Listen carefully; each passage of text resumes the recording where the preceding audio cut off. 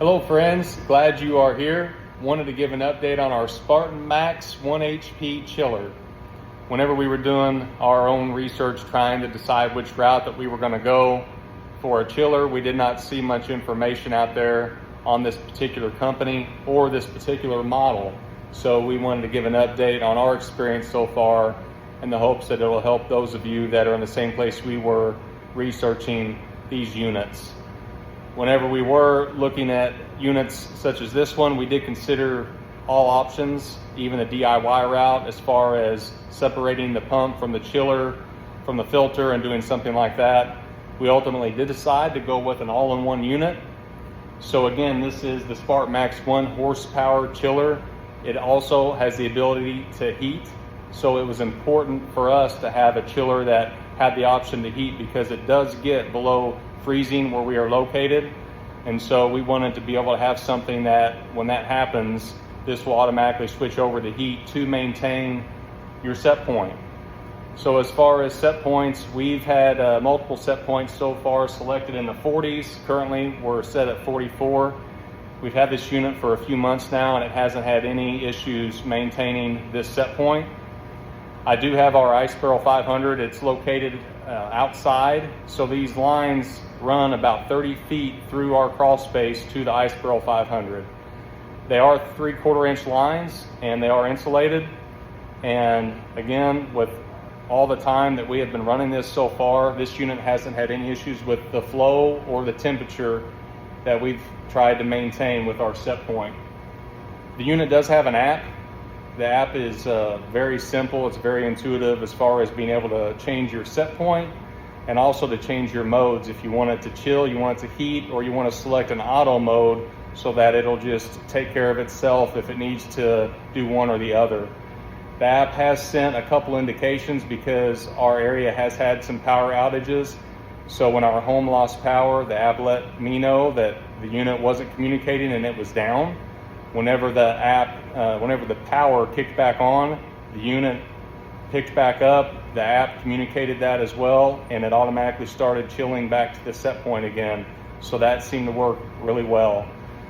I'll go ahead and talk about flow and filters for a few minutes. As I mentioned before, the lines do travel about 30 feet through our crawl space, and this unit does have a 1 micron pre-filter before the pump. This is the filter that comes with it. And as you can see, I have a couple gauges here to try to determine when is the right time to replace these filters and how long they're going to last. I have a supply gauge and a suction gauge. So far, I've been getting about 4 weeks on each filter. I did order a second set of filters from Amazon, which is this brand right here. And again, on both of these so far, I've been able to get 4 weeks out of these. And that seems to be about right. I try to watch my gauges to see if how clogged that they're getting and to make sure that I don't start cavitating the pump or something like that. And haven't had that experience so far based off that frequency. The only other thing that I do with the water is I do add 1 cup of this food grade hydrogen peroxide once a week.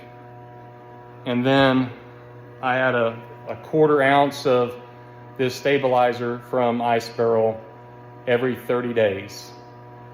So hopefully that gives you an idea of what's worked for us. I do have filter test strips for the water, and I compare that to what's out of our faucet. Our home has a carbon filter for all the water, and both test strips, when I compare the two, they measure and test the same. So this seems to work for us as far as changing the filter once a month, using the peroxide once a week, and then adding that stabilizer once a month. What else I can say about the unit, things to consider, is one, the size of it. So it's a fairly large unit, so keep that in mind where you're going to have it placed at. Also, I think that since I've been recording here, it hasn't started chilling yet. So right now it's just the pump that's running that you're hearing in the background, circulating the water. And when it does start actually chilling the water, it does make a decent amount of sound and noise associated with that.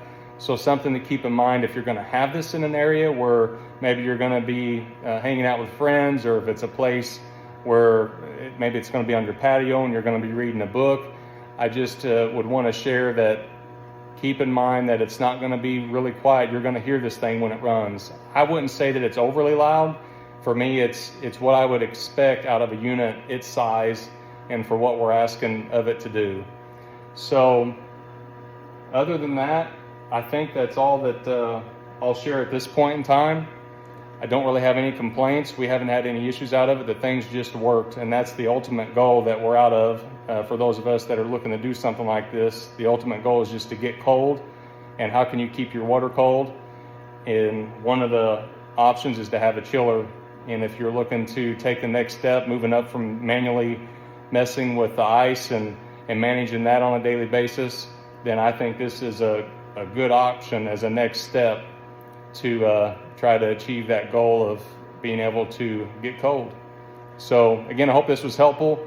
If you have any questions or comments or anything else you'd like more information on, please let us know in the comments. Other than that, I appreciate you. Bye.